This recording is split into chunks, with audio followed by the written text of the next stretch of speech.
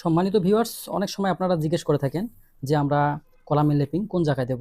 তো আমাদের এখানে এটা হচ্ছে ভার্টিক্যাল যে কলাম দেখতেছেন, এখান থেকে এই অংশটা আমরা যদি 10 ফিট নেই, তাহলে আমরা এখানে কি করব? এখানে বলা আছে L/4, অর্থাৎ আমরা এখান থেকে L/4 এবং এখান থেকে L/4 এই অংশটা যেই আমরা যদি এটাকে 10 ফিট ধরি, তাহলে L/4 হলে আমাদের এখান থেকে কত আসবে?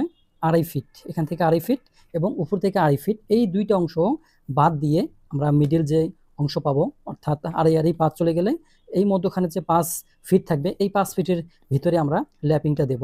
আর এই অংশটা যেখানে আমাদের ল্যাপিং দেওয়া যাবে না, এই অংশ কিন্তু দেখতে পাচ্ছেন এখানে যে স্টেপগুলো থাকে বা রিংগুলো থাকে, এই রিংগুলো কাছাকাছি বসাতে হবে।